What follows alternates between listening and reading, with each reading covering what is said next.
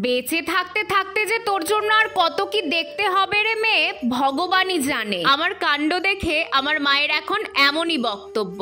আমার এই ছাদ বাগানে এত ফুল দেখে তোমরা অনেকেই বলেছো, এই যে বলো তুমি রাসায়নিক কোনো সার গাছে দাও না, তাহলে এত ফুল হয় কি করে? শুধু জৈবভাবে তো এমন গাছ করা অসম্ভব। না, অসম্ভব নয়, কারণ আমি গাছে এই ম্যাজিক ড্রিঙ্কসটা দিই। এটাতে থাকে প্রচুর পরিমাণে পটাশিয়াম, ফসফরাস ও অন্যান্য প্রয়োজনীয় পুষ্টি উপাদান। কিচ্ছু না, এটা বানানোর জন্য মা সবজি কাটার পর শুধু পেঁয়াজের খোসাটা নিয়ে 3 দিনের জন্য 1 লিটার জলে ভিজিয়ে রাখি। তারপর সেই জলটা 10 লিটার জলে ভালো করে মিশিয়ে প্রতিটা টবের মাটিতে দিয়ে দিই। শুধু প্রচুর ফুল আনতেই না, টবের পিঁপড়ে পোকামাকড় তাড়াতেও এই জলটা খুব সাহায্য করে। দেখো আমি গাছে জলটা দেওয়ার পর কত পিঁপড়ে টব থেকে বেরিয়ে এসেছে। সত্যি এই জলটা গাছের জন্য ম্যাজিক ড্রিঙ্কস।